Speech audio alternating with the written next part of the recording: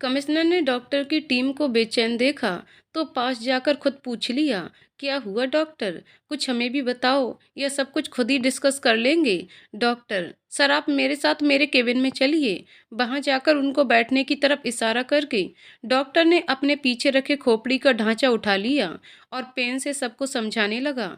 Doctor, actually sir, मनुष्यों में मस्तिष्क तंत्र का नियंत्रक बिंदु है। ये सिर की खोपड़ी के अंदर इस जगह पर स्थित होता है और खोपड़ी की हड्डीदार संरचना के कारण सुरक्षित रहता है, जिसे क्रेनियम का पालिका कहा जाता है। मस्तिष्क को 3 झिल्लियां घेरे रहती हैं, जिसे मेनिंग्स कहते हैं, और ये मस्तिष्क की रक्षा करती हैं। मानव मस्तिष्क को 3 भागों, अगला भाग, बीच का भाग और पिछला भाग में बांटा गया है। आगे का हिस्सा मेमोरीज को संभालने का काम करता है। बीच के हिस्से में लिक्विड भरा होता है जो दिमाग को किसी भी शॉक से बचाता है, और पीछे का हिस्सा हमारी बैकबोन और उसकी नसों को मैसेज देने का काम करता है। अब शेखर के साथ हुआ क्या है वो मैं आपको समझाता हूँ। शेखर के सर के इस हिस्से में चोट लगने से इसकी हड्डियां टूटकर आगे वाले हिस्से में चली गईं, जिस कारण इनका दिमाग थोड़ा सा घायल हो गया। इसे दिमाग की क्षति कहते हैं। इसमें मरीज का दिमाग कुछ भी याद करने की क्षमता खो देता है और एक पर्टिकुलर जगह पर आकर रुक जाता है, जिसे स्मृति लोप कहते हैं। अब चूंकि इंस्पेक्टर शेखर के दिमाग का हिस्सा थोड़ा सा चोटीला हुआ है, तो इनकी याददाश्त नहीं गई, बल्कि ये अपनी आज की लाइफ से 10 साल पीछे अपनी कॉलेज स्टूडेंट की लाइफ में जा चुके हैं। जो लोग इंस्पेक्टर शेखर के साथ कॉलेज में थे, ये सिर्फ उन्हीं को पहचानेंगे। उसके बाद इनकी जिंदगी में क्या क्या हुआ ये उसे भूल चुका है। यहाँ तक कि आपको, अपनी इंस्पेक्टर की नौकरी को और अपने फैमिली मेंबर्स में जो नए मेंबर्स आए हुए होंगे, सब इनकी मेमोरी से जा चुके हैं। अब ये आज की लाइफ के किसी को नहीं पहचानेंगे जब तक इनकी बोन रिपेयर नहीं हो जाएगी। कमिश्नर, आपके कहने का मतलब क्या है?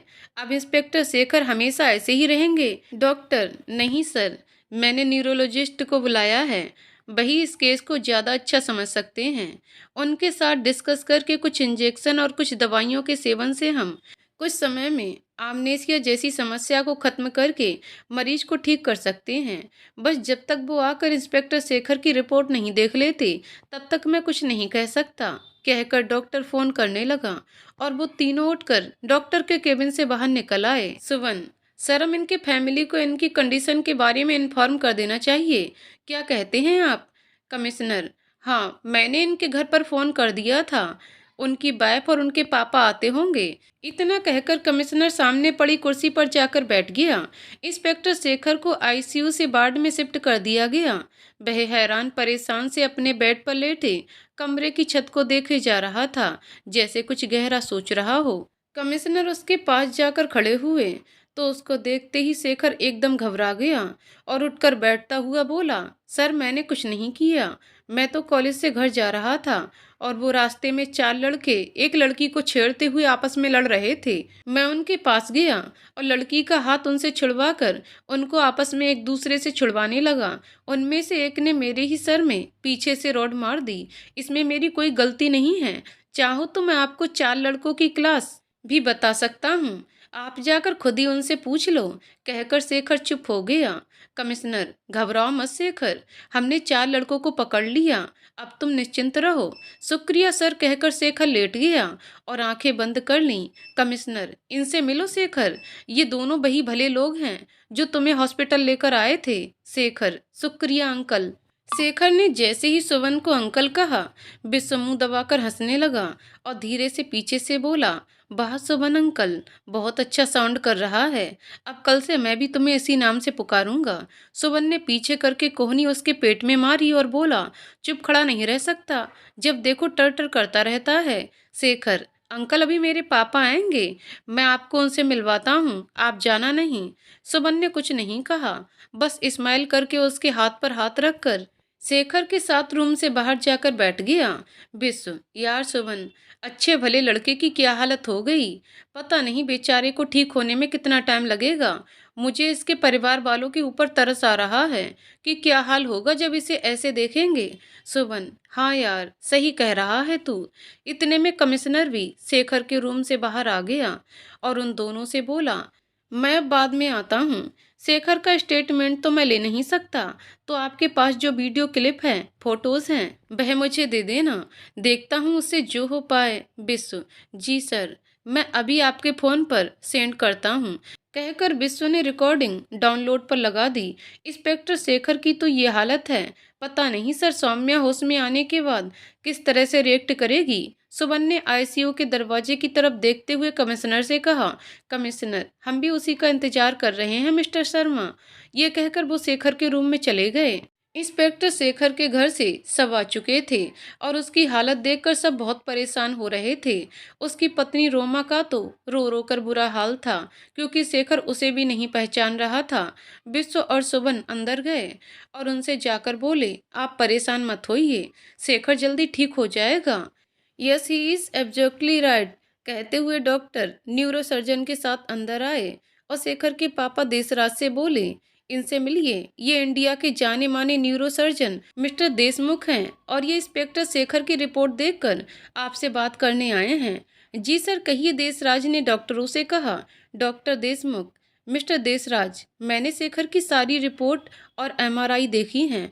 उनमें एक पॉइंट क्लिक हो रहा है कि इनके बाहरी दिमाग की एक छोटी सी बोन टूटकर इनके आगे वाले दिमाग के भाग में घुस गई है, जिसे हम एक छोटा सा ऑपरेशन करके उसकी जगह पर वापस ला सकते हैं। थोड़ा दवाई और इंजेक्शन के साथ इनका दिमाग दोबारा से अपनी जगह पर आकर पहले जैसे काम करना शुरू कर देगा। देसराज सर, मैं आपसे एक बात पूछना चाहूँगा, इस सारे प्रोसेस के अंदर कितने परसेंट रिकवरी के चांसेस हैं? डॉक्टर, 70% हम रख कर चल रहे हैं, क्योंकि मेनिंग से ज़्यादा डैमेज नहीं हुआ है। सो श्योर कि ये रिकवरी बहुत जल्दी करेंगे।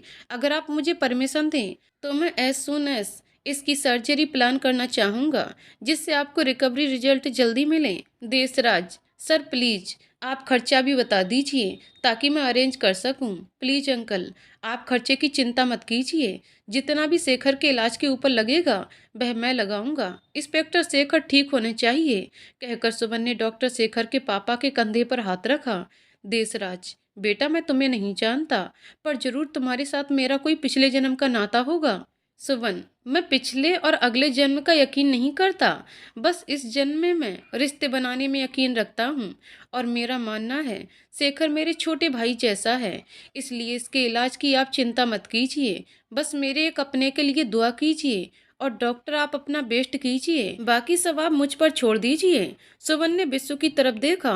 विश्व उसको आंखों ही आंखों में हेड ऑफ कह रहा था। इतना कहकर सुवन बाहर निकल आया। शेखर के पापा हाथ उठाए भीगी पलकों से उसको आशीष देते रहे। बाहर आकर सुवन ने एक नज़र आईसीयू के शीशे से ही सौम्या को देखा, जो बिल्कुल शांत सो रही थी। उसके सामने लगी चेयर पर बैठ गया। यार, तू भी अजीब है, कभी भी कुछ भी कर जाता है जो कभी इंसान सोच नहीं सकता, कहता हुआ विश्व उसके पास आकर बैठ गया।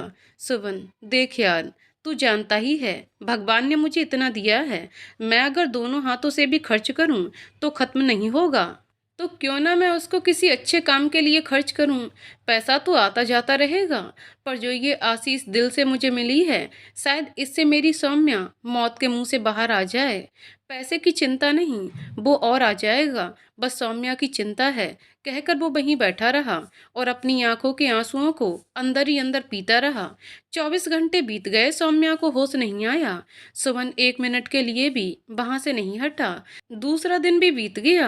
अब धीरे धीरे बेचैनी बढ़ने लगी थी, क्योंकि डॉक्टर ने 48 घंटे का समय दिया था, पर सौम्या अभी भी गहरी नींद में सो रही थी। डॉक्टर उसे इंजेक्शन पर इंजेक्शन ड्रिप में दिए जा रहे थे, पर किसी भी दवाई को सौम्या अडेप्ट नहीं कर पा रही थी। डॉक्टर परेशान होकर सुवन और विश्व के साथ डॉक्टर देशमुख के पास पहुंचे और सौम्या की रिपोर्ट दिखाकर बोले, सर ये देखिए, ये सौम्या कौशिक की रिपोर्ट है। आज 3 दिन हो गए उसे सारी दवाइयां देते हुए, पर उसकी बॉडी किसी भी दवाई से रिएक्शन नहीं कर रही। डॉक्टर देशमुख बहुत ध्यान से रिपोर्ट पढ़ रहा था। उसने सारी रिपोर्ट और एमआरआई की रिपोर्ट देखकर जो उसने खुलासा किया, उसके बाद सुवन और विश्व के पैरों के नीचे से जमीन निकल गई। सुवन वहीं टेबल पर सर रखकर बैठ गया। उसकी आंखों में टेबल को चलता फिरता दरिया बना दिया। डॉक्टर देशमुख को भी समझ नहीं आ रहा था कि वह सुवन से क्या कहकर उसे हिम्मत दें। विश्व उसके साथ साथ रोते हुए उसे चुप करा रहा था। डॉक्टर देशमुख ने एमआरआई की रिपोर्ट देखते हुए सुवन, बिस्सु और डॉक्टर से कहा, इन रिपोर्टों के अनुसार सौम्या की सांसें चल रही हैं, उसका दिमाग चल रहा है, परंतु उसके दिमाग ने उसके शरीर का साथ छोड़ दिया है। मैं समझा नहीं डॉक्टर देशमुख, आप प्लीज क्लियर बताएंगे कि आप क्या कहना चाहते हैं? सुवन ने डॉक्टर से पूछा। डॉक्टर देशमुख, जी जरूर मिस्टर सुवन। ड्रग्स के ओवरडोज का सौम्या के दिमाग पर बहुत ज़्यादा असर हुआ है, जिस कारण उसका दिमाग एक गहरी नींद में सो चुका है, जिसे हम कोमा कंडीशन कहते हैं। इसके अनुसार उसका दिमाग सो तो रहा है, ना वो कुछ हरकत करेगा, ना वो रिप्लाई करेगा, बस उसका दिल धड़कता रहेगा। तो क्या वह सारी जिंदगी ऐसे ही रहेगी? विश्व ने आश्चर्य से पूछा। डॉक्टर देशमुख, नहीं ऐसा कुछ नहीं है। उसका दिमाग एक प्यारी लंबी नींद में सोया है। वह सबको सुन सकता है, आपकी बातों को महसूस कर सकता है, पर रिएक्शन नहीं कर सकता। हाँ, एक बात और, जिस दिन उसने रिएक्शन शुरू कर दिया उस दिन वह खुद ब खुद जागने की कोशिश करने लगेगा। हम उसी का इंतजार करेंगे मिस्टर सुवन। बस आप हिम्मत रखिए और कुछ भी करके उसके दिमाग को जगाने का प्रयास कीजिए, क्योंकि मैं जानता हूँ ये सिर्फ तुम ही कर सकते हो। तुम्हारे सिवा किसी में भी इतनी सहनशीलता नहीं है। कहकर डॉक्टर देशमुख ने सारी रिपोर्ट्स उनके सामने रख दी। डॉक्टर देशमुख ने अपनी टीम के डॉक्टर को इंस्पेक्टर शेखर की सर्जरी के लिए अगला दिन दे दिया। सुमन डॉक्टर के केबिन से बाहर निकला। उसे ऐसा लग रहा था जैसे उसके पैरों के साथ किसी ने बहुत बड़े बड़े भारी पत्थर बांध दिए हों। उसके पैर उठ नहीं रहे थे। वह बहुत कोशिश करके एक एक कदम आईसीयू की तरफ बढ़ रहा था। विश्व उसकी हालत समझ रहा था, पर इस टाइम पर उसे झूठी तसल्ली भी नहीं दे सकता था। जैसे जैसे करके सुवन आईसीयू के अंदर गया और सौम्या के पास कुर्सी पर बैठ गया और उसे हाथ पर हाथ रखते हुए बोला, सौम्या, मैं तुम्हें खुद से दूर किसी भी कीमत पर नहीं जाने दूंगा। तुम्हें ठीक होना पड़ेगा। बच्चा, अब ये तुम्हारी मर्जी है कि तुम कितने दिन लेती हो। अगर तुम मेरी सहनशीलता का टेस्ट करना चाहती हो तो मुझे ये भी मंजूर है, पर जाने तो मैं तुम्हें दूंगा नहीं। ये सुमन प्रताप शर्मा का वादा है तुमसे। कहकर उसका हाथ हल्के से सहलाया और उठकर बाहर विश्व के पास चला गया। अगले दिन डॉक्टर देशमुख ने इंस्पेक्टर शेखर की ब्रेन सर्जरी करके उसके सर के आगे के हिस्से में धसी हुई हड्डी निकालकर उसे सही जगह पर सेट कर दिया। ऑपरेशन में 7 घंटे लगे। उसके बाद उनको आईसीयू में शिफ्ट कर दिया गया। उसे वहां 15 दिन तक रहना था, ताकि उसकी हर एक पल्स पर और मूवमेंट पर ध्यान रखा जा सके। हर रोज उसके दिमाग का सीटी स्कैन होता था, जिससे उसके दिमाग की कंडीशन की सही जानकारी मिल सके। आईसीयू में ज़्यादातर टाइम इंस्पेक्टर शेखर को सुलाकर रखते थे, ताकि उसका दिमाग जल्दी रिकवर हो जाए। विज्ञान में लिखा गया है कि जब हम सोते हैं तब हमारे जितने भी डैमेज टिश्यू होते हैं वह सारे खुद ब खुद अपने आप को रिपेयर कर लेते हैं। उसके लिए हमें किसी भी मिस्त्री की जरूरत नहीं पड़ती। उसको सुलाने का एक कारण ये भी था, और दूसरा कारण ये, अगर वह जागता तो शायद वो उन सब बातों को याद करने की कोशिश करता जो उसके आज के वर्तमान से जुड़ी हुई थीं, और ज़्यादा दिमाग पर जोर डालने से उसकी हालत पहले से ज़्यादा खराब हो सकती थी। जैसा जैसा डॉक्टर देशमुख ने कहा सब वैसे ही किया। लगभग 15 से 20 दिन के अंदर शेखर के जख्म भरने शुरू हो चुके थे। अब डॉक्टर ने उसके नींद के टाइम को कम करना शुरू कर दिया। जहां वह 24 घंटे सोता था, अब से 23 घंटे सुलाया गया। एक एक घंटा करके 1 हफ्ते में कम किया गया। लेकिन जब वो जागता था किसी से बात नहीं करता था। वह सिर्फ कमरे की छत को लेटा हुआ कुछ सोचता रहता था, शायद अपने वजूद को ढूंढने की कोशिश कर रहा होता था। एक दिन ऐसा आया जब इंस्पेक्टर शेखर नॉर्मल आदमी की तरह 10 घंटे की नींद पर आ गया। अब उसकी सेहत में काफी हद तक सुधार हो चुका था। उसने रोमा को पहचानना शुरू कर दिया था, अपने पापा देशराज को भी पहचाना था। ये वह समय था जब उसका दिमाग धीरे धीरे करके अपनी चेतना की तरफ सम्मुख हो रहा था। सब उसकी रिकवरी से बहुत खुश थे। डॉक्टर देशमुख ने उसे अपनी निगरानी के अंदर अपने ही वार्ड के सामने वाले कमरे में शिफ्ट कर लिया था। वहां से वह उस पर पूरी नज़र रख सकते थे। उस कमरे को पूरी तरह से उन्होंने अपने लैपटॉप से कनेक्ट किया था, क्योंकि उनके दिमाग में कहीं ना कोई शंका थी। सुवन का ज़्यादातर समय सौम्या के साथ हॉस्पिटल में बीतता था। वह रोज शाम को सारे काम खत्म करके उसके सामने आकर बैठ जाता था और उसे दिन भर का पूरा हाल बताता था, क्योंकि डॉक्टर के कहे मुताबिक वो उसे सुन सकती थी। इस तरह 1 महीने से ज़्यादा समय बीत गया। इतने समय में सौम्या के शरीर में कुछ भी हलचल नहीं हुई थी, फिर भी वो उम्मीद में बोलता रहता था। एक दिन शाम में सुवन हॉस्पिटल में बैठा सौम्या से बातें कर रहा था, तभी उसके फ़ोन पर एक अननोन नंबर से फ़ोन आया। उसने जैसे ही फ़ोन उठाया, दूसरी तरफ हिमांशु था। हिमांशु ने हेलो किया। सुवन उसकी आवाज़ पहचान गया और बोला, अरे मिस्टर कौशिक, आप कहाँ गायब हो गए थे? आप तो डील करते करते ही रह गए। क्या हुआ, सब खैरियत? सुवन नाराज हो जाने का दिखावा करते हुए हिमांशु से बोला, हिमांशु जी सब खैरियत। असल में डील ना होने का कारण मेरी पत्नी है। मैंने आपसे बताया था कि वह ड्रग्स लेती है, तो उस दिन उसने बहुत ज़्यादा ड्रग्स ले ली, जिस कारण मुझे उनको हॉस्पिटल में एडमिट कराना पड़ा।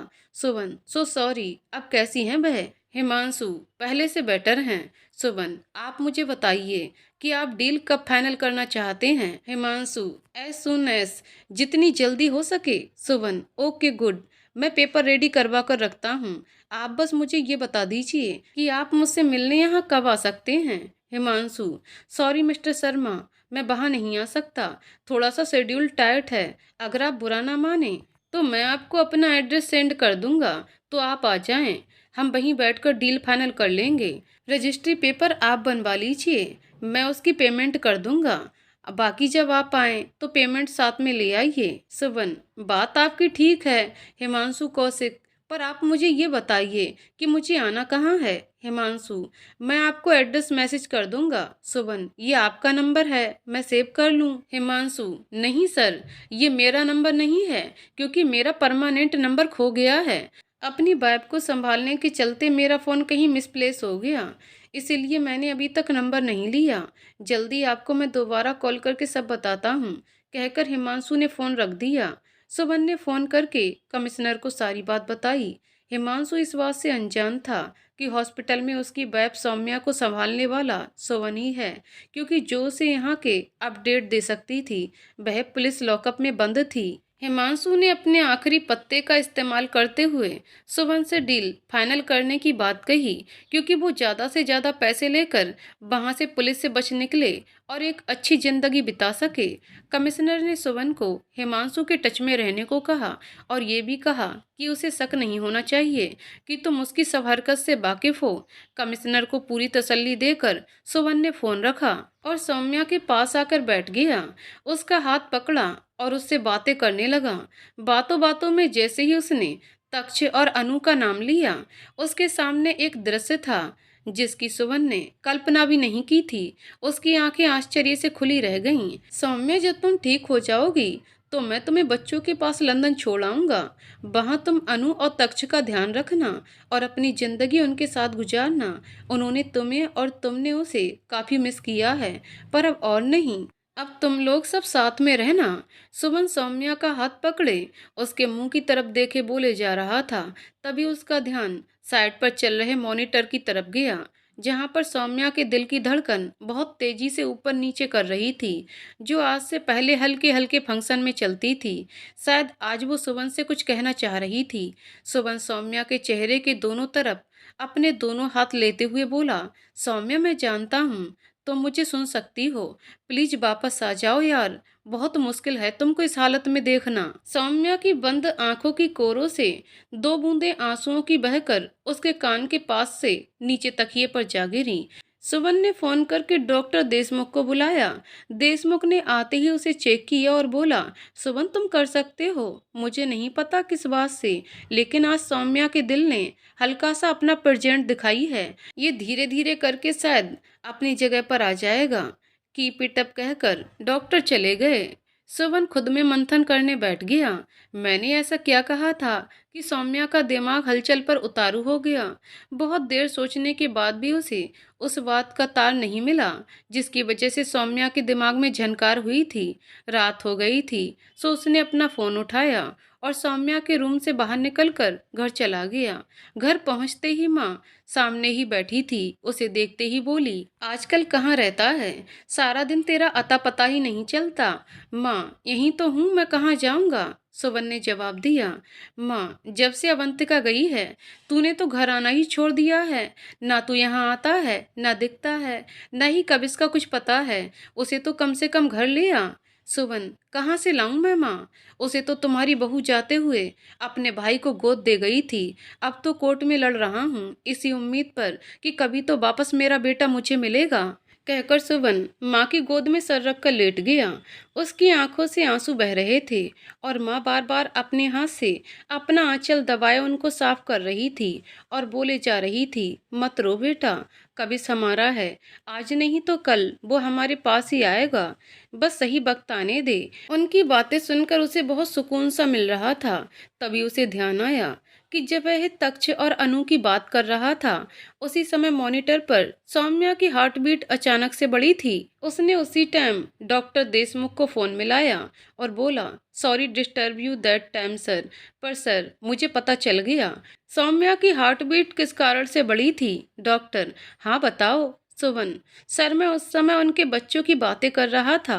डॉक्टर देशमुख, वेरी गुड, इसका मतलब सौम्या अपने बच्चों को लेकर आज भी कुछ महसूस कर रही है और हमें वही एक चीज पॉजिटिविटी की तरफ लेकर जाएगी और उसी से शायद हम सौम्या को कोमा से बाहर निकाल पाएंगे। कोशिश कीजिए आप। सुबन, लेकिन सर मुझे उसके बच्चों का पता नहीं कहाँ है। डॉक्टर देशमुख, आप ढूंढने का प्रयास कीजिए, ढूंढने से तो भगवान भी मिल जाते हैं, हमें भी कहीं ना कहीं से कुछ तो मिलेगा, क्योंकि जितनी जल्दी उनके बच्चे मिलेंगे उतनी जल्दी सौम्या के कोमा से आने की चांस भी ज़्यादा हैं। सुबन, ठीक है सर, मैं कोशिश करता हूँ। कहकर सुबन ने फ़ोन रख दिया। माँ, किससे बात कर रहा था सुबन? कौन बीमार है? सुबन, माँ मेरा एक बहुत ही खास दोस्त है, वह हॉस्पिटल में कोमा में है। उसके बाहर आने के सिम्टॉम तो अब दिख रहे हैं, पर उम्मीद कहीं से नहीं दिख रही, समझ नहीं आ रहा। माँ बेटा तू हिम्मत मत हार, मैं कान्हा जी से प्रार्थना करूँगी जितनी जल्दी हो सके तेरा वह दोस्त ठीक होकर घर आ जाए। उसके बच्चों को भी उसकी जरूरत है। चल मैं तेरे लिए खाना लगाती हूँ, तू आ जा। कहकर उसके लिए खाना लगाने चली गई। सुबन, माँ आप क्यों परेशान हो रहे हो, मैं ले लूँगा। माँ, आज बहुत दिन के बाद तू खाने के टाइम पर घर है, तो आज तो मैं तुझे अपने हाथों से खाना खिलाऊंगी। कहकर माँ ने नौकर को खाना टेबल पर लगाने को आवाज दी और वह खुद भी जाकर टेबल पर बैठ गई। सुबन भी हाथ धोकर आ गया। माँ ने उसे बच्चों की तरह अपने हाथों से खाना खिला रही थी। खाकर वो अपने रूम में चला गया और जाते जाते कॉफी रूम में देने के लिए कह दिया। अवंतिका के जाने के बाद उस रूम में कभी कभी जाता था, नीचे ऑफिस में बने बेडरूम में ही सो जाता था। वहां जाते ही बालकनी में जाकर सिगरेट जला ली और कुर्सी पर बैठ गया। नौकर कॉफी लेकर आया, उसे वहीं पर इशारे से टेबल पर रखने को कहा और वैसे सर पीछे कुर्सी पर टिका लिया और सोचने लगा किस तरह से सौम्या के दोनों बच्चों का पता लगाया जाए। उसने घड़ी में टाइम देखा, 11:30 बज रहे थे। उसने राजवीर को फोन मिलाया। राजवीर फोन उठाते ही, नमस्ते सर। सुबन, नमस्ते राजवीर, क्या प्रोग्रेस है? राजवीर, सर अभी तक तो वह दोनों यहाँ नहीं आए हैं। सुबन, तो तुम एक काम करो राजवीर, कल सुबह तुम मुझे अपना पासपोर्ट भेजो, मैं तुम्हारे वीजा के लिए अप्लाई कर रहा हूँ।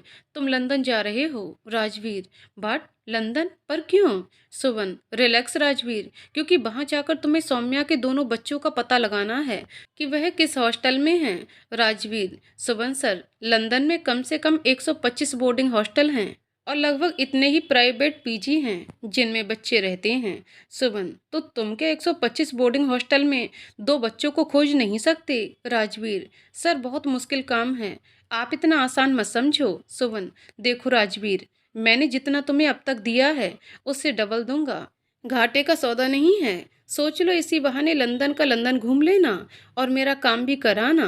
अब आगे चॉइस तुम्हारी है, अगर तुम्हें लगता है तुम जा सकते हो कल सुबह ऑफिस आ जाना, नहीं तो किसी और को तो मैं इस काम के लिए अरेंज कर लूँगा। गुड नाइट कहकर सुबन ने फ़ोन रख दिया।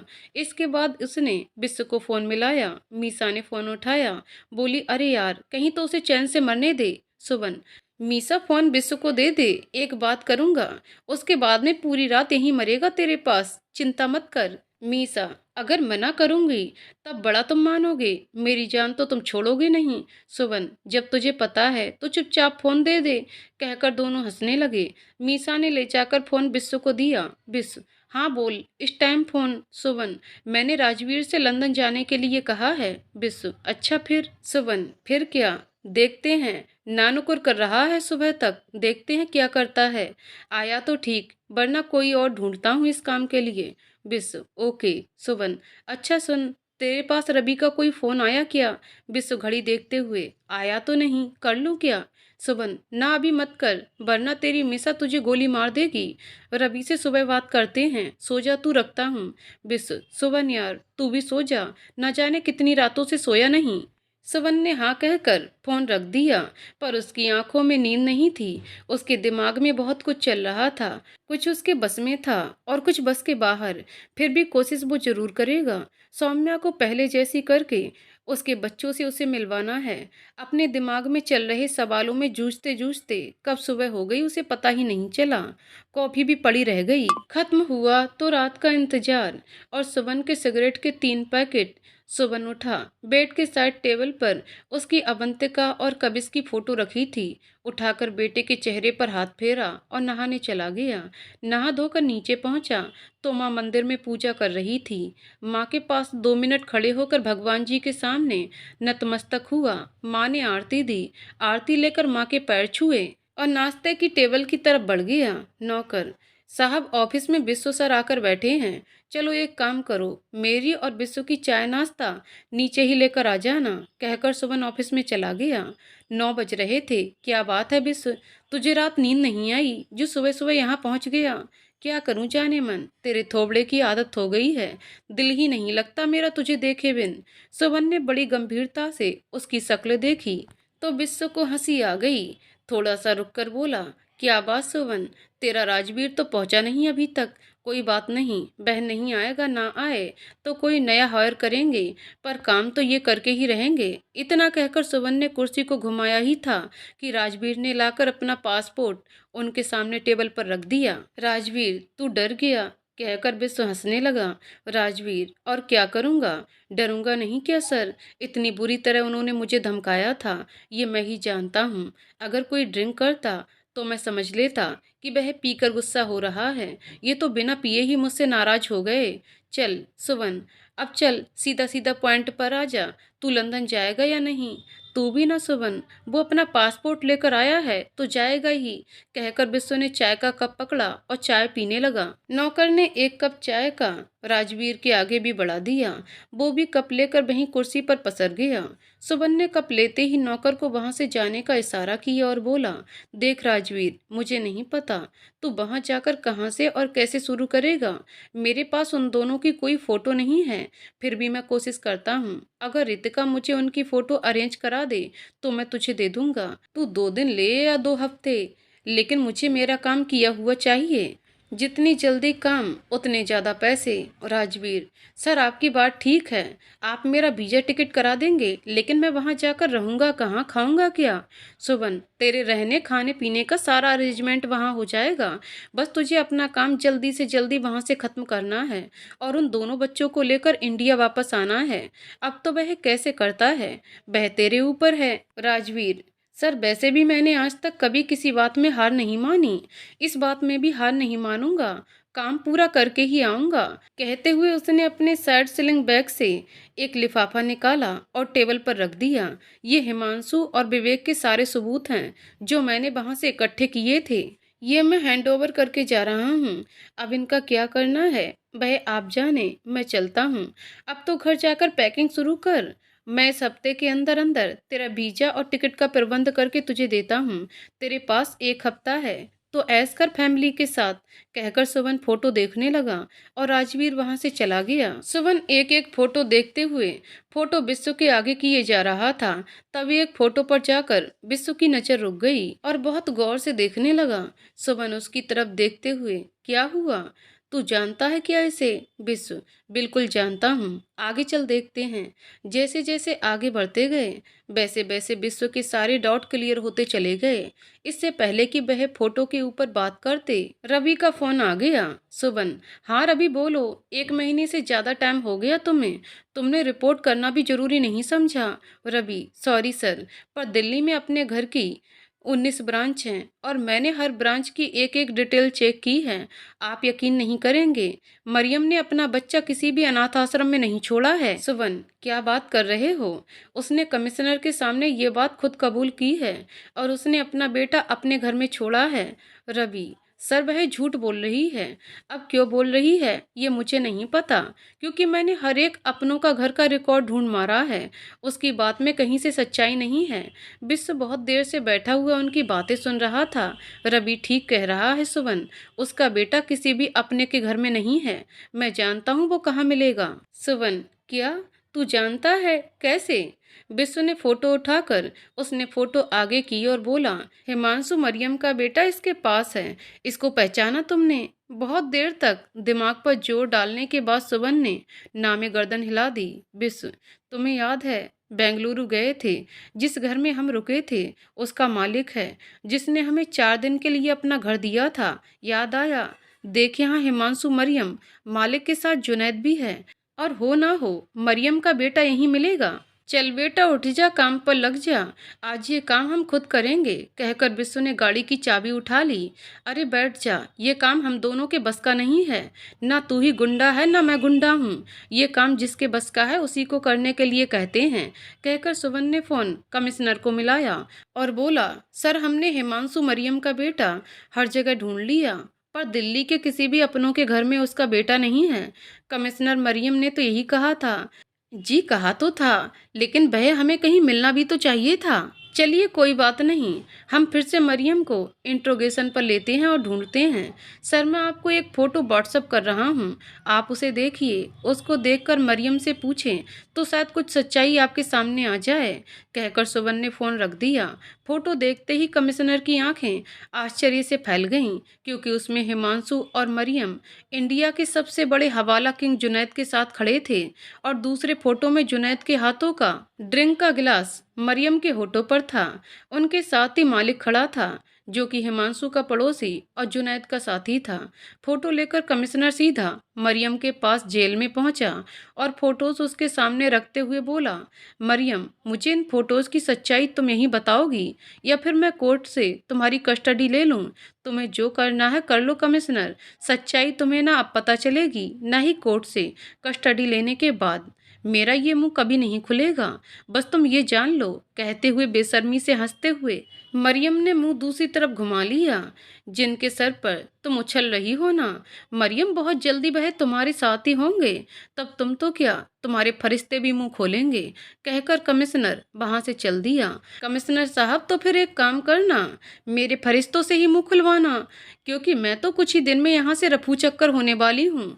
इंतजार कर और उल्टी गिनती गिन, क्योंकि तू मुझे यहाँ बहुत दिन तक रोक नहीं पाएगा, मरियम ने पीछे से चिल्लाकर बोला। कमिश्नर ने जलती हुई आंखों से उसकी तरफ देखा और वहां से निकल गया।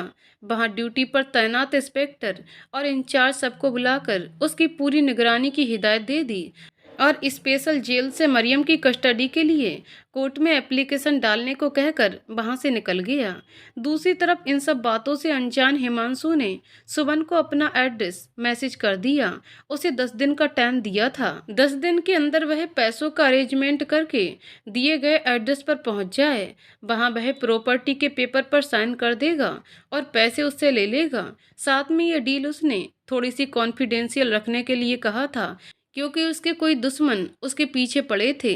अब वह दुश्मन किनको कह रहा था ये सुवन भी जानता था, पर उसने अनजान होने का पूरा नाटक किया। सुवन ने उसे ओके का मैसेज कर दिया। सुवन को 15 करोड़ रुपए इकट्ठे करने थे, जिससे वो हिमांशु को शीशे में उतार सके। वो टाइम लेकर विश्व के साथ कमिश्नर के पास पहुंचा। वहां जो प्लान बनाया गया वो सिर्फ उसके पकड़े जाने का था, बट सुवन चाहता था उसके साथ साथ वो डॉक्टर विवेक को भी काबू में ले और जुनैद और उसके बेटे को भी। सारे उसी प्लानिंग पर काम करने लग गए, इस उम्मीद से कि सक्सेस होगा या नहीं। सबको इस मिशन पर काम करते हुए 4 दिन बीत चुके थे। कमिश्नर ने सुवन के दिए गए नंबर को ट्रेस करके मेरठ का पता निकलवाया। यूपी पुलिस के साथ कांटेक्ट किया गया, ताकि जिस टाइम ये वहां रेड डालें उनके साथ लोकल पुलिस का साथ जरूरी चाहिए। यही सोचकर सारा सेटअप तैयार किया गया। सुवन रोज हॉस्पिटल जाता, सौम्या से सारा दिन बैठकर बातें करता, उसे एक एक बात बताता, पर वह एक भी बात जरा सा भी रिजेक्ट नहीं करती। टाइम दिन पर दिन बीतता जा रहा था। दूसरी तरफ इंस्पेक्टर शेखर धीरे धीरे अपने पुराने रूटीन पर लौट रहे थे। उनको सब याद आता जा रहा था, पर कभी कभी ऐसा होता था कि उनका दिमाग बिल्कुल सोने की तरफ चला जाता था और वह आजकल और परसों सब भूल जाते थे। फिर डॉक्टर उनको इंजेक्शन देते थे, तब जाकर वह अपनी हालत में वापस आते हैं। ये उनकी पोस्ट सर्जरी इफेक्ट था। डॉक्टर देशमुख ने रोमा और देसराज को पहले ही बता दिया था कि शेखर को इस हालत से बाहर आने के लिए कम से कम 6 महीने चाहिए। इसलिए शायद उसको डॉक्टर देशमुख ने अपने सामने वाले कमरे में अपनी निगरानी में रखा था। 2 महीने से ज्यादा समय बीत चुका था। सुवन ने राजवीर का टिकट और वीजा दोनों ले जाकर उसको दे दिए और उसे लंदन के लिए उड़ा दिया, ताकि वो यहाँ पर पीछे अपना काम कर सके। दूसरी तरफ रवि को भी इंस्ट्रक्शन दी गई कि वह जितनी जल्दी हो सके मरियम के बेटे का पता लगाए। हर तरफ सब उलझा हुआ था। जितना सुलझाने की कोशिश किया जाता उतना ही उलझ जाता। पर इतने झमेलों के बीच सुवन के माथे पर एक भी सिकन नहीं थी। वो दिन भी आ गया जिस दिन सुवन ने हिमांशु से मिलने जाना था। तय था कि उसके साथ विश्व जाएगा। मीसा को इस बारे में कुछ नहीं बताया था। घर से निकलते हुए विश्व ने रोज की तरह मीसा को एक हक किया और वैसे ही अपनी बाहों में लेकर बहुत देर तक खड़ा रहा, फिर चल दिया। पलटकर बोला, सुवन के साथ गुरुग्राम से बाहर जा रहा हूँ। रात में लेट हो जाऊंगा। अगर ज्यादा लेट हुआ तो वहीं सो जाऊंगा। मीसा, नहीं बिसु, घर आना, मैं वेट करूंगी। ओके स्वीट हार्ट, कहकर बिस्सू निकल गया। आज वो जा तो रहा था, पर उसे लग रहा था कि कुछ छूट रहा है। जल्दी से वो विचारों को झटक कर सुवन के घर पहुंचा। उसने अपनी गाड़ी वहीं पार्क की और सुवन की ब्लैक मर्सिडीज निकाल ली और हॉर्न देना शुरू किया। आ रहा बाबा, कहकर सुवन फोन पर बात करते हुए नीचे आ रहा था। इस उम्र में भी वो किसी राजकुमार से कम नहीं लग रहा था। ब्लैक कलर का सूट, आंखों पर चश्मा, हाथ में महंगी घड़ी, हमेशा की तरह वो औसम लग रहा था। अब चले महाराज, गाड़ी में बैठते हुए सुबन बोला। बिस्सू ने हंसते हुए गाड़ी स्टार्ट कर दी और बोला, पता है सुबन, आज भी तू उन 20 साल के लड़कों को मात देता है जो जवानी की दहलीज पर पैर रखते हैं। सुबन हंसते हुए, ये सब तेरी मोहब्बत का असर है, वरना मैं तो कब का बूढ़ा हो गया होता, कहकर दोनों हंस दिए। बिस्सू, सुमन आज पता नहीं क्यों मन घबरा रहा है। जो जैसा दिख रहा है वैसा है नहीं। सुबन, डर मत, मैं हूं ना। अगर कुछ भी होगा ना तो तू वहां से निकल लेना, मैं सब संभाल लूंगा। बिस्सू, साले ज्यादा बोल मत। आज से नहीं, कॉलेज के टाइम से हम दोनों साथ हैं और जो भी किया है साथ किया है, आगे भी साथ करेंगे, इतना याद रख। तेरा साथ छोड़कर तो नहीं भागूंगा, कहकर बिस्सू ने गाड़ी आगे बढ़ा दी। पूरे रास्ते में वह पुलिस वालों के टच में थे। जैसे जैसे आगे बढ़ते जा रहे थे उनके साथ साथ पुलिस वाले उनकी लोकेशन ट्रेस करते जा रहे थे। एक वक्त ऐसा आया जब वह उस जगह पहुंच चुके थे जहां का एड्रेस हिमांशु ने उनको दिया था। उसने बाहर से मैसेज करके हिमांशु को बताया कि हम बाहर पहुंच चुके हैं। हिमांशु ने 2 लड़के उनको लेने के लिए बाहर भेजा। गाड़ी खड़ी करके दोनों ने अपनी गन निकाल कर अपने कोट के नीचे अपनी पैंट में घुड़स ली। लड़कों ने आते ही उनके हाथ से बैग लेने की कोशिश की तो सुबन बोला, ये बैग मैं खुद ले चलूंगा, चलो। वो दोनों उनको लेकर अंदर चल दिए। वह कोई बंद फैक्ट्री थी जहां चारों तरफ अंधेरा था। अंदर जाकर वे हिमांशु के सामने खड़े थे। वहां से जाकर हाथ में लाया और बोला, सॉरी मिस्टर शर्मा, आपको मैंने इस टाइम और इस जगह पर आने के लिए कहा, मेरी मजबूरी थी। सुबन, मैं समझ सकता हूँ, इतनी बड़ी डील आप या तो किसी 5 स्टार होटल में बैठकर कर सकते हैं या फिर ऐसे बंद फैक्ट्री में, कहकर सुबन ने हल्की सी स्माइल दी। हिमांशु, आप पेपर लाए हैं? सुबन, सॉरी, पेपर तो गाड़ी में रह गए। बिशु, प्लीज तुम जाकर पेपर निकाल लो। अगली सीट के पास नीचे लिफाफा रखा है, उसके अंदर सारे पेपर्स हैं। हिमांशु, रुको, अपने साथ लड़का भी लेकर जाओ। दोनों की बातें बाहर कमिश्नर के साथ पुलिस वाले भी सुन रहे थे। पुलिस वालों से सब डाउन करने को कह दिया। बिस्सू नीचे आया और गाड़ी में से लिफाफा निकालकर वापस ऊपर तेज कदमों से चला गया और ले जाकर टेबल पर रख दिया। इतने में सामने से विवेक निकल कर आया और बोला, हाँ जी मिस्टर सुबन प्रसाद शर्मा जी, कैसे हो आप? सुबन, मैं ठीक हूँ, पर मैंने आपको पहचाना नहीं। विवेक, ऐसा कैसे हो सकता है? आप मुझे ना पहचाने और मैं आपको पहचानता हूँ। आप जो कर रहे हैं वह हम करके कई साल पहले छोड़ चुके हैं। ये सोचकर चलिए, अगर तुम डाल डाल हो तो हम पात पात हैं, कहकर वह हिमांशु के पास से होता हुआ सुबन के पास आकर खड़ा हो गया और सुबन के मुंह पर थप्पड़ मारने के लिए जैसे ही उसने हाथ उठाया, बिस्सु ने उसका हाथ पकड़ लिया। डॉक्टर विवेक, ये गलती मत करना, बिस्सु ने घूरते हुए कहा। विवेक, तो चलिए पहले हम आप ही को मार देते हैं। आप दोनों की वजह से हम दोनों यहाँ कुत्ते की तरह दर दर भटक रहे हैं। तुम्हें क्या लग रहा था कि हम तुम्हें पहचानेंगे नहीं? हमने जानकर तुम दोनों को यहाँ बुलाया है। दोनों के दोनों खड़े एक दूसरे का चेहरा देख रहे थे। दोनों ये तो समझ चुके थे कि वो फंस चुके हैं, पर इन लोगों को ये बात किसने बताई? पर अब जब उनको पता चली गई है तो अब उनके साथ उनके हिसाब से निपटना होगा।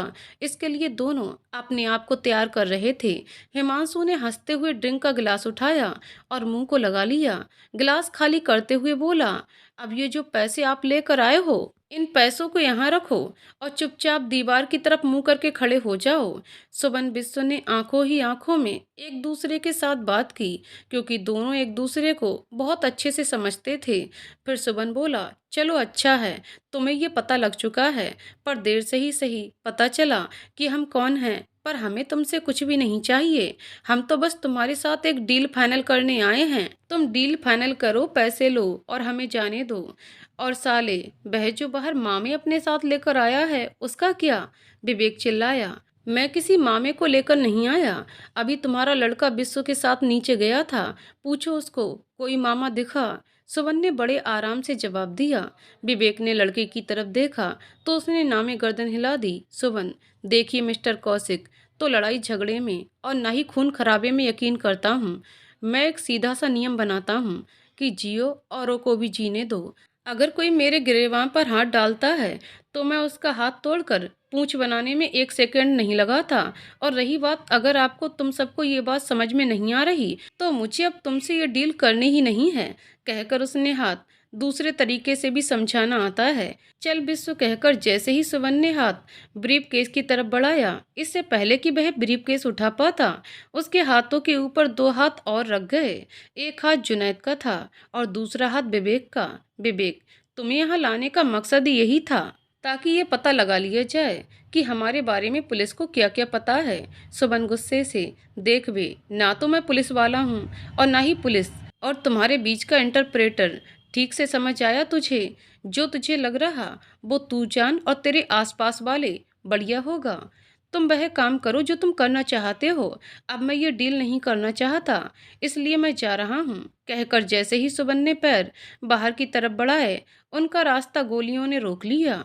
दोनों वहीं के वहीं खड़े रह गए। देख विवेक, मैं तुझसे कह रहा हूँ, मुझे इस खून खराबे में कोई इंटरेस्ट नहीं है, इसलिए बेहतर यही रहेगा हमें यहाँ से जाने दिया जाए। अगर तुम नहीं मानना चाहते तो मजबूरन मुझे वह करना पड़ेगा जो मैं नहीं करना चाहता। सुबन गुस्से से बोला। जुनैद, तुम दोनों चारों तरफ से घिरे हुए हो, उसके बाद भी हमें धमका रहे हो। तुम्हें पता भी है कि मात्र 1 सेकंड में तुम्हारी क्या हालत होगी? मिट्टी में जस तो नेतर हो जाओगे तुम। सुवन, 1 सेकंड में 1000 मिली सेकंड होते हैं जुनेद, और 1 मिली सेकंड ये काफ़ी है तुम्हारी मौत के लिए। इतना कहते ही सुवन एकदम तेजी से पलटा और अपनी कमर से पिस्टल निकालकर सीधा विवेक के घुटने के ऊपर गोली चला दी। विवेक के गिरते ही जुनेद और हिमांशु तेजी से सुवन की तरफ लपके। वो वहां तक पहुंच पाते उससे पहले ही बिस्सु उन पर गोली चला चुका था। बाकी तीनों लड़के वहां से डरकर भागते, इससे पहले पुलिस वाले अंदर आ गए और उनको गिरफ्तार कर लिया। यूपी पुलिस कमिश्नर सुवन के सामने जाकर बोला, तुम्हें किसने हक दिया था गोली चलाने का? सुवन, सर, लाइसेंस वाली बंदूक है, छुपकर नहीं चलाता। अपनी जान बचाने के लिए मैंने उन पर फायर किया है। तो आप मुझे एडवाइस नहीं दे सकते कि क्या ठीक है क्या गलत? तीनों में से मरा कोई नहीं है, क्योंकि मैंने उनमें से किसी की जान नहीं ली, बस अपनी बचाई है। आप इनको संभालो। दिल्ली पुलिस कमिश्नर बिना कुछ बोले सुवन के पास गए और बोले, कुछ ऐसा करना था तो पहले हमें बता देते। सुमन धीरे से कमिश्नर के कान के पास मुंह करते हुए, करना नहीं चाहता था सर, पर यूपी पुलिस इनके साथ मिली हुई है। इनको हमारे यहाँ आने का पता चल चुका था। मेरे पास और कोई चारा नहीं था। अगर मैं उन पर गोली न चलाता तो वह मुझे मार डालते।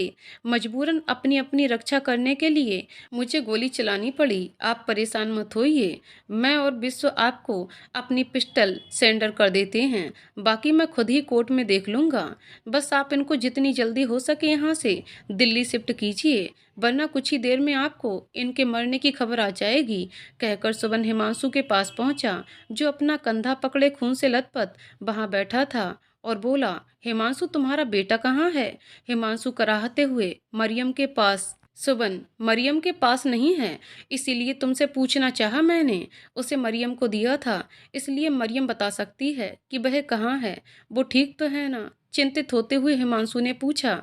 पता नहीं मुझे। ये कहकर सुबन विश्व के साथ वहां से निकल गया और अपने लॉयर को सारा किस्सा बताकर कल सुबह कोर्ट खुलते ही अपनी अग्रिम जमानत के कागज लाने को कहा। दिल्ली और यूपी पुलिस काफी देर तक इसी बहस में लगी रही कि इनका इलाज कहाँ किया जाए। आखिरकार दिल्ली से प्रेशर के बाद दिल्ली पुलिस ने उनकी कस्टडी दी गई और उनको इलाज के लिए दिल्ली के सफदरजंग में एडमिट किया गया। सुमन ने लॉयर को फोन रखते ही सिगरेट जला ली और सोचने लगा, विश्व, यार सुमन, 11 साल के बाद आज पहली बार पिस्टल चलाई। माँ कसम, रॉयल फीलिंग आ रही थी। सुमन, हाँ, सोचा नहीं था कभी डराने के अलावा चलाऊंगा भी। चल, जो हुआ ठीक हुआ, कहकर वो फिर सोचों में डूब गया। फिर एकाएक बोला, ये तीनों के तीनों यहाँ थे, मलिक नहीं था। इसका मतलब हिमांशु का बेटा मलिक के पास होना चाहिए। कहते हुए ही रवि को फोन मिला दिया। जैसे ही रवि फोन उठाते ही, हाँ जी सर जी। रवि, तुम कहाँ हो इस टाइम? रवि, मैं इस टाइम बेंगलुरु में हिमांशु और मरियम के घर के बाहर। सुवन, तो सुन, उनके घर के सामने वाले घर में मलिक रहता है। किसी भी बहाने से उसके घर में जा और देख वहाँ मरियम का बेटा है क्या। बस मुझे पता करके बता दे, बाकी मैं देखता हूँ। रवि, ओके सर, देखकर बता रहा, कहकर फोन रख दिया। उधर कमिश्नर उन तीनों की फोटो लेकर जेल पहुंचा और जेलर से मरियम को बुलाने को कहा। उसके आते ही जलती आंखों से उसकी तरफ देखा, पर बोली कुछ नहीं। कमिश्नर, क्यों मरियम, तुम्हारे रकीब नहीं आए तुम्हें बचाने और तुम तिहाड़ पहुंची गईं? मरियम ने कोई जवाब नहीं दिया और अपने नाखून से बेंच को कुरेदती रही। चलो कोई ना, ये देखो, कहकर उन्होंने सारी फोटो उसके सामने रख दी। जैसे ही उसने फोटो देखी, अचानक बोल पड़ी, ये नहीं हो सकता, तुम झूठ बोल रहे हो कमिश्नर। मुझे ना तो तब झूठ की जरूरत थी, ना अब है। अब तो बता दो, वो मासूम कहाँ है? मरियम, उसे मैंने 15 लाख में एक निग्रो को बेच दिया। कमिश्नर, कहाँ दिया उनको? मरियम, अफ्रीका एवेन्यू रोड पर मंदिर के पास, और पैसे वो मलिक को देगा। कमिश्नर, और ये मलिक कहाँ मिलेगा? मरियम, मलिक अपने घर बेंगलुरु वाले फ्लैट पर है। और हाँ साहब, 12 तारीख को वह निग्रो से मलिक पैसे लेने सर्कल वार कनॉट प्लेस आएगा। कमिश्नर, 12 यानी कल। मरियम, हाँ। कमिश्नर, तुम कैसी घटिया माँ हो मरियम, तुम्हें तो माँ कहते हुए भी मुझे नफरत हो रही है। मरियम ने कोई जवाब नहीं दिया। मरियम की निशानदेही पर रेड करके बच्चे को रिकवर करके उसे छोटे बच्चों के अनाथ आश्रम में भेज दिया गया। मलिक और निग्रो को अरेस्ट कर लिया गया। सुबन को इस बच्चे के लिए बहुत ही ज़्यादा बुरा लग रहा था। वह जब भी सौम्या के पास जाता, हमेशा उसी बच्चे के बारे में बैठकर घंटों बातें करता। घर आता तो पूरी रात इंटरनेट पर सौम्या से संबंधित केस और इसकी रिकवरी का नोट्स एवं थीसिस पढ़ता रहता। एक तरह से उसने अपने आप को पूरी तरह से सौम्या को समर्पित कर दिया था। धीरे धीरे 1 महीना और बीत गया। उधर लंदन में ना तो राजवीर सौम्या के बच्चों का पता लगा पा रहा था और ना ही यहाँ सौम्या होश में आ रही थी। इस बीच बस एक काम अच्छा हुआ था कि शेखर अपने पूरे होश संभालने लगा था। अब उसे दौरे भी कम पड़ते थे। उसके दौरों के बीच का अंतर भी बढ़ गया था, यानी वह जिंदगी की तरह धीरे धीरे बढ़ रहा था। उसे अब सब याद आने लगा था। जब भी उसका दिल करता, वो सौम्या के पास जाकर बैठ जाता और उससे बातें करता। इन्हीं सब परेशानियों के बीच जब सुमन बैठा सौम्या से बातें कर रहा था, बिस्सु भी वहीं था। बिस्सु के फोन पर लॉयर का फोन आया। वो सुमन से बता ही रहा था कि लॉयर ने क्या कहा। इसी बीच बिस्सु ने कुछ ऐसा कहा जिसे सुनते ही सौम्या ने कुछ सेकंड के लिए आंखें खोल दी, मगर उसी पल उसने वापस आंखें बंद कर लीं। दोनों ने देखा, पर दोनों ही कुछ ना समझ सके, ना कुछ बोल पाए। बिस्सु ने सिस्टर को आवाज देकर डॉक्टर को बुलाने को कहा। सुमन सौम्या का हाथ पकड़े अपनी धड़कनों को संभाल रहा था और बिस्सु हाथ जोड़े ऊपर वाले से प्रार्थना कर रहा था। आपके बताए अनुसार कुछ उम्मीद की किरण दिखी है, शायद अब ये जल्दी ही होश में आ जाएगी। डॉक्टर देशमुख सौम्या को देखते हुए बोला। दोनों ने डॉक्टर को शुक्रिया अदा किया। उसके बाद सुमन को बिस्सु की बात ध्यान आई और बिस्सु से बोला, बिस्सु लॉयर क्या कह रहा था? बिस्सु, अरे हाँ, वो कह रहा था कि शायद 1 या 2 पेशी में हमें कब इसकी कस्टडी मिल जाएगी। सुमन, सुकून वाली बात है ना बिस्सु? कितने साल के बाद मेरा बेटा मेरे पास होगा और मैं उसे अपनी बाहों में ले पाऊंगा। कहते हुए सुमन की पलकें हल्की सी भीग गईं। बिस्सु भी जानता था कि सुमन कब इससे बहुत प्यार करता था। शायद इसी प्यार को उसकी कमजोरी बनाने और उसे तोड़ने के लिए अवंतिका ने उसे उससे दूर भेज दिया था। बिस्सु, रो क्यों रहा है यार? तू भी ना, तुझे कम से कम उम्मीद तो है कबिस तेरे पास आ जाएगा। पर हमें देख, मुझे और मिसा को तो ये उम्मीद भी नहीं है कि हमारा कोई अपना भी होगा जिसके लिए हम भी परेशान होंगे। सुमन, कब से तुझे कह रहा हूँ कि तू कोई बच्चा गोद ले, पर तू सुनता ही नहीं। पता नहीं तेरे दिमाग में क्या चलता रहता है। बिस्सु, अब तो लगता है कि कर ही ले, ज्यादा लेट ना किया जाए, क्योंकि उम्र बढ़ रही है। पता नहीं कब भगवान टपका दे, फिर उस बच्चे को कौन देखेगा? मीसा कैसे उसे अकेले संभालेगी? सुमन, कोई ना, मैं हूं ना, तू जा पहले टपक ही ले, कहकर दोनों हंस दिए। सुमन को उन दोनों के ख्याल के साथ साथ दिलो दिमाग में बिस्सु के लिए कुछ अच्छा भी चल रहा था और वह सोच रहा था कि जब इसने किसी बच्चे को गोद लेना ही है तो क्यों ना हिमांशु का बेटा ही ले ले। उसने 1-2 बार इनडायरेक्ट बिस्सु को कहने की कोशिश भी की थी, पर वो इस समय इस पर ध्यान नहीं दे रहा था। हार कर उसने उसे उसके हाल पर छोड़ दिया। पर आज जब उसने कहा तो सुमन ने भी सोचा कि क्यों ना इसे एडवाइस दिया जाए। तो सुमन ने बोला, देख बिसु, इतने टाइम से हम दोनों साथ हैं, तो मैं एक बात कहना चाह रहा हूँ, मानेगा? बिसु, सुमन, जो तेरे दिल में चल रहा है वो मुझसे छुपा नहीं है। थोड़ा सा इंतजार कर भाई, कब इसको घर आने दे, फिर मैं तेरे दिल की भी पूरी करूँगा। पर अभी जो काम पहले जरूरी हैं उनको कर लें। सुमन चुप हो गया और सोचने लगा कि इसने पूछने की जरूरत भी नहीं समझी। पता नहीं क्या आइडिया लगा रहा, शायद ये कब इसकी बात कर रहा। चलो बाद में बात करता हूँ आराम से। दोनों वहां से निकल लिए। घर जाते हुए उसने लॉयर से बात की, सारी डिटेल पता की और फिर घर पहुंचते ही ये खुशखबरी माँ को दी। कान्हा जी, तुमने मेरी सुन ली। जिस दिन मेरे घर का चिराग घर पर आएगा तो मैं वृंदावन आकर परिक्रमा पूरी करूंगी। माँ हाथ जोड़कर बोली। सुमन, अरे माँ, कुछ भी बैठे बैठे मांग लेती हो। कैसे चलोगी पैदल? बोलो। अरे लल्ला, पैदल नहीं, तेरे और कवि के साथ गाड़ी में करूंगी। ये कोई मेरी उम्र है पैदल चलने की? 16 कोस पूरे करने को कहकर माँ हंसते हुए चल दी। उधर लंदन में राजवीर ने एक एक करके सारे हॉस्टल और पीजी छान लिए। अनु और तक्ष का कहीं पता नहीं चला। एक दिन वो बार में बैठा अनु की फोटो अपने फोन पर देख रहा था और अपना ड्रिंक ले रहा था और खुद में बड़बड़ा रहा था, यार कहाँ फंसा दिया सुमन सर ने। 1 महीना हो गया परदेश में धक्के खाते, पर इन दोनों बच्चों को नहीं ढूंढ पाया। बिना लिए गया तो सुमन प्रताप गोली मार देगा, कहकर वो एक सिप में पूरा गिलास खाली कर गया। बेटर से इशारा करके एक ड्रिंक और मंगवाया। जैसे ही बेटर ने ड्रिंक रखा और खाली गिलास उठाया, उसकी नज़र राजवीर के फ़ोन की खुली फोटो पर गई। अनेक्स, बेटर के मुंह से यकायक निकला। राजवीर, क्या कहा तुमने? मैं सुन नहीं पाया, दोबारा बोलना। बेटर, नथिंग सर, सॉरी, कहकर वो घबराया सा गिलास लेकर वहां से चला गया। पर यह नहीं जानता था उसके सामने बैठा आदमी डिटेक्टिव है, जो उड़ती चिड़िया के पंख पहचान जाता है। राजवीर ने ड्रिंक खत्म किया और ऐसे दिखाना शुरू किया कि उसे बेटर की बात में ध्यान ही नहीं दिया। सामने बार गर्ल डांस कर रही थी। उसने उसकी तरफ देखना शुरू किया। छोटी सी उम्र की लड़की थी जिसने अभी जवानी की दहलीज पर कदम रखा ही था। उसके शरीर के उभार भी पूरी तरह से से विकसित नहीं हुए थे और वो वहाँ डांस कर रही थी। लोगों के छूने मात्र से ही वो कांप रही थी। उसे देखते हुए भी राजवीर की एक नज़र उस वेटर पर थी। वो उसकी एक एक हरकत पर नज़र रखे था। 1 बज गया। बार बंद होने का टाइम हो गया था। राजवीर वहीं टेबल पर ही सर रखकर सो गया। सब चले गए। बार मालिक उस वेटर के साथ आया और राजवीर को जगाने लगा, पर वो तो ऐसे दिखा रहा है जैसे उसने बहुत ज़्यादा चढ़ा ली हो।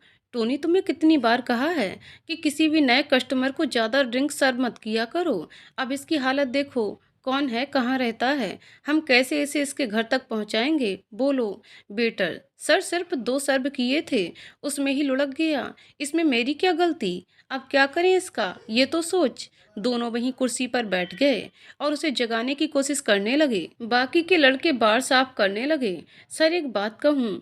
टोनी रेस्टोरेंट मालिक के पास होते हुए धीरे से बोला। हम, बोलो। सर, जब मैं इसे ड्रिंक सर्व कर रहा था ना, तो इसके फ़ोन में अनैक्स की फ़ोटो खुली थी। क्या? मालिक एकदम से चौंक गया। अब क्या मुसीबत आने वाली है उस बेचारी पर? बड़ी मुश्किल से तो उसने अपनी पहचान छुपाई है। उसे फ़ोन करके अलर्ट कर दे और बोल कुछ दिन घर से बाहर ना निकले। पता नहीं कौन सा खतरा उसके सिर पर मंडरा रहा है। ठीक है सर, कहकर टोनी वहां से पानी लेने चला गया। पानी का गिलास लाकर उसे राजवीर के चेहरे पर डाला। राजवीर ने थोड़ी सी आंखें खोली, फिर बंद कर लीं। राजवीर ऐसे दिखा रहा था जैसे वह होश में है ही नहीं, पर उसने उन दोनों की सारी बातें सुन ली थी और वह भी जान गया कि आसानी से ये दोनों कुछ नहीं बताएंगे। फिर भी वो और की उम्मीद में वैसे ही पड़ा रहा। आखिरकार बार मालिक और वेटर ने मिलकर राजवीर को बार से बाहर पड़े बेंच पर लिटा दिया और बार बंद करके चले गए। उनके जाते ही राजवीर उठा। उठते ही उसने सुवन को फ़ोन मिलाया। हाँ बोल राजवीर, कुछ पता चला? राजवीर, सर, जो यहाँ मुझे पता लगा वह अभी आधा अधूरा है। आपने मुझे कहा था कि दोनों बच्चे हॉस्टल में हैं, पर दोनों बच्चे मुझे यहाँ किसी हॉस्टल में या किसी पीजी में नहीं मिले। आज जो मुझे पता लगा उसके बाद मैं आपसे जानना चाहता हूँ, मैं इसको आगे क्या करूँ? कहते हुए राजवीर ने सुवन को सारा किस्सा कह सुनाया। 1 मिनट के लिए तो सुवन सकते में आ गया। अनु अनेक्स कैसे हो सकती है? और अगर ये अलग है तो कौन है जिसकी पहचान बार मालिक छुपा रहे हैं? उसने राजवीर से बार का नाम पता किया, व्हाट्सएप करके घर जाने के लिए कहा और अगले दिन तक रुकने को कहा ताकि वह कुछ सोचकर आगे की प्लानिंग बना सके। घड़ी में 3 बज रहे थे। सुवन ने लैपटॉप खोला और सिगरेट जला ली और क्रोम बार में नाम डाला। बार डिटेल खुलता चला गया। चीरफुल बार, मालिक डे सिल्वा, 19 वर्कर्स, 12 लड़के, 7 लड़कियां, सबके नाम जैसे ही अनेक्स पर पहुंचा रुक गया। उसकी डिटेल खोली, सिर्फ नाम और कंट्री इंडिया के अलावा कुछ नहीं था। उसने बार मालिक का फ़ोन नंबर लिया और लैपटॉप बंद कर दिया। कुछ गहरी सोच के साथ उसने एक मैसेज किसी को किया। फ़ोन में टाइम देखा, दिन निकल चुका था। उसने फ़ोन रखा और चाय के लिए नीचे फ़ोन करके बेड पर लेट गया और कुछ ही देर में सो गया। विश्व उसे फ़ोन करके परेशान हो चुका था, पर उसका वाइब्रेशन पर था और वह गहरी नींद में सो रहा था। फ़ोन उठा ही नहीं रहा था। विश्व ने घर पर फ़ोन किया। नीचे नौकर ने कॉल अटेंड किया। हाँ जी विश्व सर। विश्व, महेश, सुवन घर पर है? महेश, हाँ जी सर, अपने कमरे में सो रहे हैं। विश्व, इस टाइम तक 10 बज रहे हैं, वह तो कभी इतनी देर तक सोता नहीं। एक काम कर, उनको जाकर जगा दे। महेश, रूम अंदर से बंद है और हमें अंदर जाने की परमिशन नहीं है। विश्व, ओके कोई बात नहीं, मैं उसे ही करता हूँ, कहकर उसे फिर से फ़ोन मिलाना शुरू किया। आधा घंटा बीत गया। सुवन फ़ोन उठाने को तैयार ही नहीं था। हार कर उसने माँ को फ़ोन मिलाया। हाँ बेटा, माँ ने बोला। विश्व, माँ ऊपर जाकर एक बार सुवन का दरवाज़ा खटखटा दो प्लीज, हमें कोर्ट जाना है, जरूरी पेशी है और वह घोड़े बेचकर सो रहा है। मुझे समझ में नहीं आया कि इस वक्त कैसे सो रहा है, जबकि वह तो सुबह उठकर 5 बजे वॉक पर चला जाता है। चल देखती हूँ, जगाती हूँ, कहकर माँ ने फ़ोन रख दिया और वह धीरे धीरे चलते हुए सुवन के कमरे की तरफ बढ़ गई और जाकर दरवाज़ा खटखटाना शुरू किया और बोलना शुरू किया। सुवन, उठ जा बेटा, विश्व कब से तुझे फ़ोन कर रहा है, उठ जा, वह तुझे लेने आ गया है। काफ़ी देर दरवाज़ा खटखटाने के बाद सुवन ने दरवाज़ा खोला और बोला, मैं माँ इतनी देर तक सोता कैसे रहा, पता नहीं। माँ, बेटा देख तेरी चाय भी ठंडी हो गई। चल तू तैयार हो जा, मैं तेरा नाश्ता लगवाती हूँ। विश्व भी आ गया है। सुबन, ठीक है माँ, कहकर सुबन ने अपने कपड़े लिए और नहाने चला गया। रेडी होकर नीचे आया। विश्व पहले ही वहां बैठा था। उनको कोर्ट जाना था। कोर्ट में आज उनके भाभी भविष्य की पेशी थी। इतने दिन की कानूनी लड़ाई में आज कोर्ट ने कबिस को पहली बार गवाही के लिए बुलाया था। एक 15 साल के बच्चे से ये कन्फर्मेशन लेनी थी कि वह अपने मामा के साथ रहना चाहता है, अपने पापा के साथ। नाश्ता करके दोनों कोर्ट पहुंच गए। वहां पर नेताजी, उनका बेटा अंकित और कबिस तीनों ही अपने वकील के साथ थे। आज 13 साल में पहली बार कबिस और सुवन आमने सामने थे। सुवन ने जैसे ही उसे देखा, देखता ही रह गया। बिल्कुल उसका बचपन था, वही डील डॉल, वही चेहरा, वही रंग। उसका दिल किया कि वह भागकर उसको गले से लगा ले, पर उसने अपनी भावनाओं को वहीं रोक लिया और जाकर विश्व के साथ बैठ गया। आज जज के सामने कबिस का बयान होना था, तभी उसे कोर्ट लाया गया था। कबिस को घर से बहुत पढ़ाकर लाया गया था कि उसे यहाँ क्या क्या बोलना है। जज के बुलाने पर वो विटनेस बॉक्स में पहुंचा तो जज ने पूछा, कबिस पुत्र श्री अंकित, आप किसके साथ रहना चाहते हो? अपने मामा अंकित के साथ, जिन्होंने आपको 13 साल अपने साथ रखा, या अपने पापा के साथ, जिन्होंने आपको जन्म दिया? कबिस 2 मिनट के लिए चुप हुआ और उसने मुंह उठाकर एक बार सबकी तरफ देखा और बोला, सर मुझे तो आज तक यही नहीं पता था कि मेरे पापा कौन हैं, क्योंकि मुझे यही बताया गया था कि मेरे पैदा होने के बाद पापा ने मुझे और मेरी मम्मी को छोड़ दिया, इसलिए मेरे मामा यानी अंकित ने मुझे गोद लिया और मुझे पढ़ा लिखा रहे हैं। मैं भी इस बात को सच मानता रहा और सबसे ज़्यादा नफरत मुझे अपने पापा से थी, क्योंकि उन्होंने अगर पाल नहीं सकते थे तो पैदा क्यों किया। इतने साल में इसी गुस्से के साथ जीता रहा, पर यहाँ आने के बाद भी मुझे उनसे मिलने नहीं दिया गया, या ये कहा जाए मैं उनसे मिलना नहीं चाहता था। पर मैं एक इंसान का शुक्रगुजार हूँ जिसने मुझे मेरे पापा की पूरी सच्चाई बताई। कबिस रोते रोते बोलता जा रहा था। उसके रोने से उसकी बातें सुनकर कोर्ट में बैठे सब लोग रो रहे थे। अवंतिका का वकील उठा और उसने कबिस के हाथ पर हाथ रखा और बोला, बेटा सवाल ये नहीं है कि तुम्हारे पापा कैसे हैं और तुम्हारे मामा कैसे हैं। सवाल ये किया गया है कि तुम किसके साथ रहना चाहोगे। जज साहब उसका जवाब मांग रहे हैं तुमसे। उसने एक बार आंखें उठाकर अपने मामा की तरफ देखा और बोला, मैं अपने पापा के साथ रहना चाहता हूँ, क्योंकि मेरे पापा इतने बुरे नहीं हैं जितना मुझे बचपन से बताया गया है।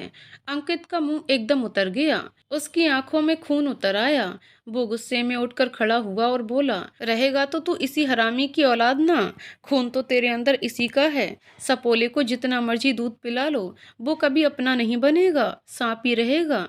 उसकी बातें सुनकर सुमन भी गुस्से से बिफर पड़ा।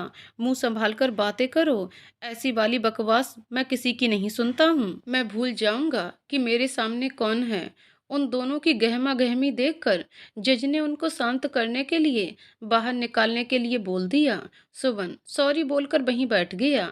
लंच से पहले सारी दलीलें हो चुकी थीं। लंच ब्रेक के बाद जज ने आज ही कोर्ट का फैसला देना था, सो सब वहीं बैठे इंतजार कर रहे थे। अंकित बार बार कबिस को डांट रहा था कि उसने गलत स्टेटमेंट क्यों दिया। कल तक तो उसी के साथ रहना चाह रहा था, आज उसे अचानक ये क्या हुआ। उसने अपने मन को बदल लिया। कबिस, मामा मैं भी आज तक आपकी बातों के हिसाब से चल रहा था। जो आपने और माँ ने मुझे बताया वही सब मेरे लिए सही था, पर मुझे नाना और धाई माँ ने बताया कि मेरे पापा इतने बुरे नहीं जितनी बुरी सोच मैंने बना रखी है। मैंने तुझे यहाँ लाकर जिंदगी की सबसे बड़ी गलती की, मुझे यहाँ आना ही नहीं चाहिए था, कहकर अंकित अपने ऊपर गुस्सा उतारने लगा। ब्रेक के बाद आते ही जज ने अपना जजमेंट दिया। वह सुबन के पक्ष में था। उसे कबिस 1 हफ्ते के अंदर पूरी लीगल फॉर्मेलिटी के साथ मिल जाएगा और अगर कोई इस काम में टांग अड़ाएगा तो उसे अरेस्ट कर लिया जाएगा। पुलिस को ये ऑर्डर दिया गया, वह अब से 5 दिन के अंदर कबिस को उसके मामा से लेकर सही सलामत सुमन प्रताप के घर पहुंचाया जाए। जज के जाते ही सुमन खुशी से बिस्सो के गले लग गया। उसके आंसू नहीं रुक रहे थे। बिस्सो से बार बार चुप करा रहा था। सुमन, पीछे से आवाज आई। आवाज सुन जैसे ही वह पलटा, पीछे नेताजी खड़े थे। बोले, मैं तुम्हारा घर नहीं बचा पाया, उसका मुझे आज तक अफसोस है, क्योंकि मेरी बेटी तुम्हारे साथ कभी खुश नहीं थी। पर तुम्हारा बेटा तुम्हें सौंप रहा हूँ, शायद अपनी गलती का कुछ पश्चाताप कर सकूं। कहकर नेताजी ने उसके कंधे पर हाथ रखा और बाहर निकल गए। सुमन भी अपनी गाड़ी लेकर घर को निकल गया। पूरे रास्ते विश्व से कबिस की ही बातें करता रहा। उसका बस चलता, तोड़कर घर पहुंच जाता। घर पहुंचते ही उसने सबसे पहले माँ को ये खुशखबरी सुनाई और फिर फोन करके कारपेंटर और पेंटर को बुलाया और कबिस का रूम रेडी करने को कह दिया। उसके बाद उसने गाड़ी निकाली और सीधा सौम्या के पास पहुंचा। उसके पास जाकर बैठा और उसका हाथ अपने हाथ में लिया। उसे भी कबिस का बताया। आज वो उसके दिल की धड़कन सुन पा रहा था। सौम्या, जल्दी ही मैं उन बच्चों को भी घर ले आऊंगा, बस तुम मेरे साथ रहना। कहकर उसने सौम्या के माथे पर किस किया और घर को चला गया। 4 दिन बाद कबिस घर पर था। बिस्व और मिसा भी आए हुए थे। आज घर का माहौल बदला हुआ था। जो घर पहले शांत और गुमसुम रहता था, आज वही हंसी की आवाजें आ रही थीं। सबने एक साथ डिनर किया और बैठकर बातें करने लगे। कबिस दादी की गोद में सर रखकर बैठा सबकी बातें सुन रहा था। तभी अचानक से उठकर बैठा और सुबन से बोला, पापा, वो औरत कौन है जिसके कारण आपने मेरी माँ को धोखा दिया? सब सन्न रह गए। कभी इससे पहले विश्व और कुछ बोलता, सुबन ने उसे इशारे से चुप करवा दिया और उठकर वहां से चला गया। आगे की कहानी अगले वीडियो में। तो दोस्तों, आपको कहानी कैसी लगी कमेंट करके जरूर बताइएगा। कहानी पसंद आई हो तो वीडियो को लाइक शेयर करें और चैनल को सब्सक्राइब करें। कहानी को पूरा सुनने के लिए बहुत बहुत धन्यवाद दोस्तों।